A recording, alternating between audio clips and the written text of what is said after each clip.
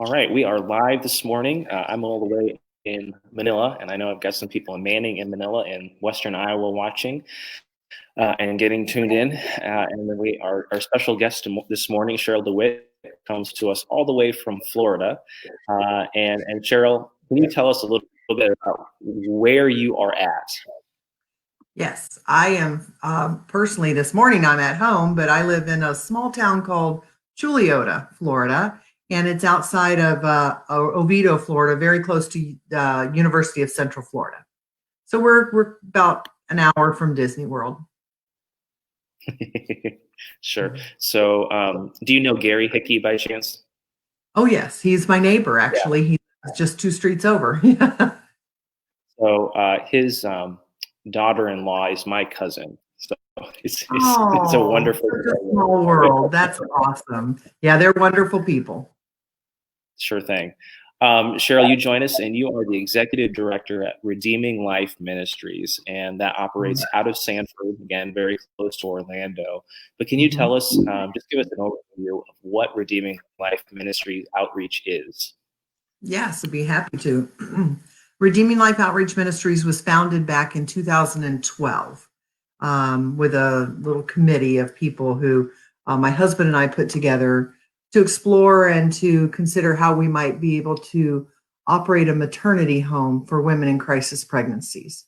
So that, fast forward to today, that's exactly what we do. We've been in operation since opening an actual home in 2013, and we have continued to minister to women who want to choose life for their baby, but don't have proper housing or resources to have that happen, that they're either homeless or fleeing domestic violence or lots of different reasons that they would classify their pregnancy as unplanned or crisis in nature. So our goal is to be the family and to that woman, and to help her get through the pregnancy in a healthy fashion and learn some life skills along the way. And we minister to women who, whether they want to parent their baby or whether they're going to place their baby for adoption. So we're open to all. And so that's what we do. So literally, there is a church, and then there's almost, if I remember correctly, there's like a house right next, Mhm. pretty close. Is that right? Yeah, actually, it's right outside our narthex doors, across the street, and the home is literally right there. You can see it from our narthex. And we bought that home and completely rehabilitated it. It was a duplex at the time, and we can take about we're full at 6 women. So and our house is very close to being full right now, and it ebbs and flows. Sometimes we're down to 3, sometimes we're up at 6.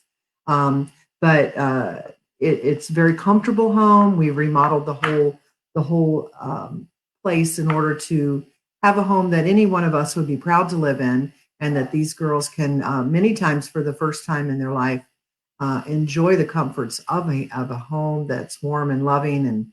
And it's just been a great experience. We just had a newborn on Christmas Eve, so we're still, and we baptized him yesterday. So those are the greatest joys of for the whole ministry team, is when we see faith flower and grow in a mom, and when she brings that baby to the baptismal font is our greatest joy. So we were able to witness that yesterday, and we also confirmed the moms don't always join the church, but they do go through our instruction class with our pastor, happens to be my husband. And they learn a lot there, come from a varied background, mostly identifying as Christians, but often not understanding that gift of grace, that gift of free grace that Jesus gives each one of us. So it's really beautiful thing to watch someone discover that for the first time. Something that I've known my whole life, but not everyone has that luxury or benefit, or and we have to tell them. That's our job, is to tell people about Jesus and how much he loves them, and that's our number one goal and priority at Redeeming Life. We do a lot of other things. We do, all kinds of program services. We have mental health counseling, budgeting, ethical use of public aid, all kinds of classes and teachings. But we would fail if we failed to tell them about our Lord. And so that is woven into every single thing that we do at Redeeming Life. And we are privileged to, because we're a recognized service organization of the Synod, we have the privilege of being able to issue a divine call. So we have done that in our Sanford location, and we have a deaconess on staff who is our program manager. She deals with all of the detailed work of the girls and their lives and what track they're going to be on and monitoring their situation. And she is uniquely gifted. I think all deaconesses are uniquely gifted to work in this kind of a ministry because they get to utilize their hearts of mercy, which is their training. They're theologically second to none. They understand all of that they need to understand. And then it's just a great way for her to serve. And our deaconess is Elizabeth Borth, and she's been with us for 5 years now. And she brings just a great depth into our program because, like I said, if we fail to teach them about Jesus, then we haven't done our job. Anyone can have a social service agency, but this is uniquely Lutheran, and it's uniquely, Christ is at the center of every single thing that we do. Wow. And it's really, Shirley, you brought up an interesting point. Last week, we talked to one of the editing directors at Concordia Publishing House, and we were talking about how VBS is developed. And she talked about how you can't just take for granted that people know about Jesus or know him well. So Right. we really appreciate that you guys take that very seriously and Yes. don't assume that everybody knows about grace. So that's so important. Something that hit me is when you were planning, obviously there's lots, I'm sure there were lots of different avenues you could go in terms of doing ministry. So what exactly drew you guys to do a maternity home? Thank you for asking that because it is very personal ministry to my family. What drew many years ago, it has been over 30 years now, I'm sure. Ed and I attended a Lutherans for Life conference in St. Louis when he was in seminary, and we learned there for the first time about abortion. It had never been a part of my life. I'd never really knew much about it. But we learned about it that night, and it was devastating to understand the level of desperateness a woman must feel, or we just didn't feel, we came away from that feeling like that can't be her first choice. It can't be her first thought is that I'm going to not have this baby, I'm going to abort this baby. And Ed and I came home that night really upset about the situation and dreamed that night about opening a maternity home. It was actually my husband's idea. He said, we should open a home where these girls can go and have their baby and have an opportunity to choose life. And so it was born way back there many years ago, this idea. But when it really was driven home for us was when our very own precious daughter came home from college in a crisis pregnancy herself.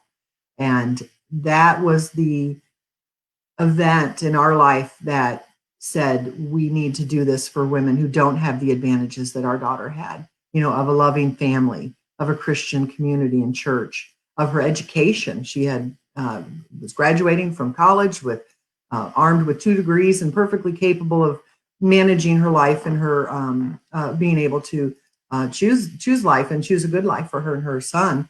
And so it was really propelled, and God used a situation that was difficult in our life at the time to push us forward and say, yes, but this is now the time.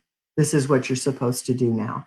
And so one night, our daughter came through the family room. She moved back home when she graduated, and she stayed with us during her pregnancy. And she said, Mom, Dad, we really have to open this maternity home because without my faith, my family, and my education, I don't know what I would have done. You realize how tempting it is to have a simple procedure, they say, and your problems disappear. And she knows that she knew that wasn't the truth, but that's the line that these vulnerable women are told. when in fact the tragedy of an abortion stays with a woman her entire life, and then there's lots of things that they have to recover from. So my daughter's pregnancy was the catalyst that finally pushed us forward, and we started talking about it, and we found so much support. People were very interested in doing this kind of work, and it was sorely needed. So that's kind of our backstory on how we got started, and we've are in our 8th year now, and we are actually starting an expansion, which I'd like to speak to a little bit, into another district in the Synod.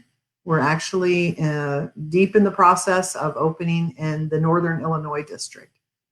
So we are looking to take this ministry across our whole Synod, and God willing, we'll have a Redeeming Life Maternity Home in every district where we can serve women in this way, and we can tell them not just to not do something, but be there to help them and support them and to give them the opportunity to make a life choice, a better choice. Yeah, and I think that's so vital. I mean, it's one thing to say you're either against something or for something, and it's a whole different thing to put your money where your mouth is. And so I see Right. that's one of the power with this ministry, and also just a really Yeah. powerful Christian witness that we're more than just words or stances. In We're going to do action and something in about it. truth. Yeah. Absolutely.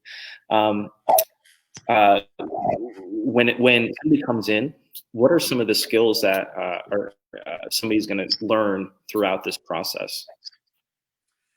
They really vary, but overall, we will take them through a financial plan of some kind. We generally use the principles of Dave Ramsey in getting their debt under control. Many times there's court issues that have to be cleared up, and um, things like that. So they get an entire financial segment of their program. We have all kinds of life skills training. Many of the girls come in don't know how to do simple things that an average American mother or father would know how to do: how to cook, how to keep a house, how to budget, how to plan a healthy meal. So they learn all of those kind of what we call soft skills, those things that they just need to know in order to have a good and fruitful life, as well as the spiritual aspect. They go to our pastor's instruction class. That's a requirement. They're not required to join the Lutheran Church or in any way, but we do want to teach them who we are as Lutherans and who we are as Lutheran Christians, and who we are because of what Jesus did and who they are.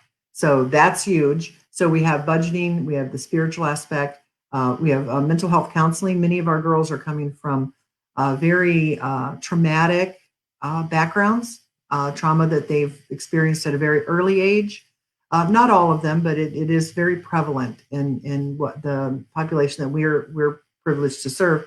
And so mental health counseling is very important so that they can understand their past and then move forward into their future. Without the baggage of those things, but to put them in perspective, to understand what happened to them, to feel it, and to heal. So that's another very important piece. Deaconess has the ability to customize this program for each girl because we are a small agency. If you get much past 6 or 8 women, then you start feeling like an institution, like, they're checking in and checking out. And we have a much different feel than that, in that we really try to emulate a family and how a family operates in a healthy way. And that is a skill in of itself.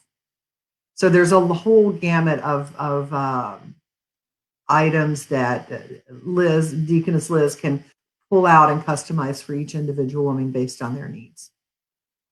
So during the day, what is a resident typically doing? Well, it depends. We have lots of rules. We try to make the rules meaningful, and we try to always check them against the fruits of the Spirit. Are we doing the rules because they're necessary, or just so we have a rule? So the normal day goes that all girls, women, should be up, dressed, and ready to roll out the door or onto work or school or program work, whatever it is, by 9 a.m. That means chores are done, inspections are completed, and they're ready to go. So they don't just, they don't just get to come and hang out. There is actually work to be done and the work of getting their life on the track that they need it to be on. So we do that. They have their own for breakfast and lunch. So they use our kitchen, but they prepare their own food if they have it. If not, we provide it, obviously. And so they're either working or they're going to school, which we highly recommend and try to get them all to be on some sort of an educational track. If they don't have their GED, they are required to work on that while they're with us. And then we really would love to see some additional education because we feel like that's key to being successful in our society is to have the ability to earn a living wage. And so whether it's tech school or, some trade or whether it's college, we highly recommend and not push, but we say, hey, this is something you really should consider. So sorry, I forgot the total question. Oh yeah, how the day goes. So they're busy doing their program work and their regular jobs. And then we eat a meal together every day at supper, dinner time. And that's prepared by the women themselves. Each woman cooks for the family one time a week. And they provide that food and they cook it and they serve it. And again, we're trying to model that healthy behavior of coming around the table, phones are off, television's not on, and we're doing a devotion and having mealtime. So that's an important thing that we do. Chores are done by 7 p.m. and our curfew is 10. So by 10 a.m., everyone's in the house. The house is secured and it's quiet time at that point, unless they're working. So that's kind of a big overview of a day in the life. And then, of course, on Sundays, we attend Bible study in church at across the street. Sure. And so anything, after 9 months. So what happens to a resident after a baby's born? What's that process look like once that's happened? Yeah, we have a postpartum period of time. The first 3 weeks, the woman is on light duty, and the other residents pick up um, chores and ways to be helpful to the mom. And then after that, we start easing her back into family life because the reality is when you're a mother, whether you have a husband at home or a mother-in-law or whoever's helping you, life doesn't stop. You still have to do things. So we do give her that benefit for 3 weeks to try to get oriented again, so they don't have to do vacuuming and things like that. But then they start back on getting ready to return back to the workforce and so forth. They can stay in the maternity home for about 1 year. So it all depends on where they come in at their pregnancy. We like them to come as soon as possible. Gives us more time to work with them to get their savings requirements done. They are not. They don't pay anything to be at Redeeming Life. We 100% fundraise for all of the needs that they have, but they are required to save 40% of their income, and that's one of the things that Deaconess works with them on. Again, to teach them first of all how to save. Secondly, so that when they're ready to move out, they have a nest egg. So it's all those principles of not trying not to live paycheck to paycheck. Sure thing. And so do you have a total after all these years of how many women you've walked alongside with? Yeah, we've actually had about 60 women in residency. Now they don't always stay. Sometimes a woman will come in and decide it's too structured for them, or they're too rebellious for us. I mean, we are living in communal living, so you have to be able to get along. So it's been about 60 women. I should have my baptismal numbers. I think we're about 18 or 19 children baptized now, and mothers confirmed and baptized as well. So, really that I said it earlier, but that's really the thing that we delight in the most are those things. So you'd think I'd have a solid handle on that number, but it just recently changed. So I think it's 19. Either way, it's incredible. two-part Yeah. question for you, Cheryl. Sure. How exactly did this new partnership with the Illinois district, how did that come about? Yeah, it's a little bit of a long story, but I'll try to abbreviate it.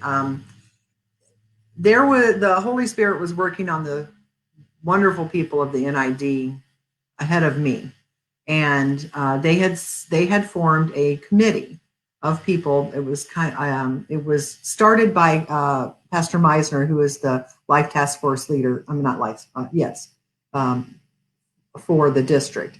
And so he put together this little committee where they were trying to figure out, gee, we'd like to do this. We'd like to open a maternity home. So they started working on it. And I was introduced to Vonda Toner from Lutheran Church Extension Fund, who is their VP up there. And I met her here in Florida when I was doing a presentation. And she pulled me to the side after that presentation and say, hey, I need to talk to you. We want to do this. And so we started joint meetings where we were trying to, leverage our knowledge and what we have and where they are. And it was decided after several conversations that we will come to the NID and open a Redeeming Life there because we know how to do it. We've had a successful program for 8 years. We can do that portion, and they really wanted to be able to jump in and open up right away and take advantage of the things that we've learned over the last 8 years on how to structure the program and et cetera. So that's the direction that they decided to go. So we have been working on that with President Buss has been very supportive and happy to welcome us into his district. And the people there are ready. And what we're like I said, I'm hoping that this is the beginning. There are beginning of expansion across our synod. As a synod, we can do so much more in this particular area where we can be the hands and feet of Jesus in a real and tangible way, where we're saying, we want you to have this child. We value the life of this baby and your life, and we're here to do something about it. So I really feel as if the Lord is pushing me to get this message out to the synod, to the districts in the synod, and to say, we can open a Redeeming Life there. We know how to do it, and watch us in Illinois because it's getting ready to happen. And I'm hoping that everyone will get the fever and understand how much impact you can have on an individual if you just love them where they are and help them through this pregnancy. Because, of course, at the end of the day, we want a live, healthy baby. Absolutely. And so then maybe that will be my final question for you, Cheryl, is we're all the way in Western Iowa. How can we be supportive to you? Well, first of all, giving me a platform like this to talk about it, I think it's important that we understand that these kind of services are out there.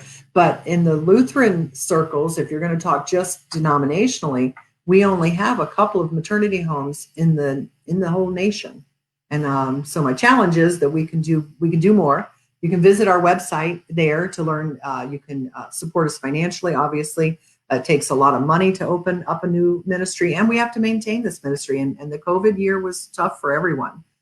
So we would encourage financial support and also just helping us get the word out. Join us on Facebook, sign up for our newsletter, and invite me to come and speak to your LWML group or your women's league or anything that I can do via Zoom or personally. I would like to come. I've actually did an interview last week with another pastor in the Iowa. Are you West Iowa? Yes, over in West Iowa. So I have a feeling that your district might be the one that God is pulling forward to say, hey, we're next. And let's start talking, because we had a lot of interest in that area. So just reach out to me. Perfect. Cheryl, we really appreciate your time this morning. Thank you for being with us. And really quick, how warm is it in Florida right now? Well, it's a little chilly for the morning. It's about 49 right now. Here's running. Sure. But it's going to be a beautiful day. We're going to be in the upper 60s and sunny. So it'll be gorgeous, as you've experienced. Well, it's probably good that this platform separates us. Otherwise, there might be some angry Iowans. But Yeah, again, I thank understand. you for joining us this morning, and thank you everybody who is watching. We really appreciate your presence. So thank you so It much. was my pleasure. Thank you so much. Thanks, Cheryl.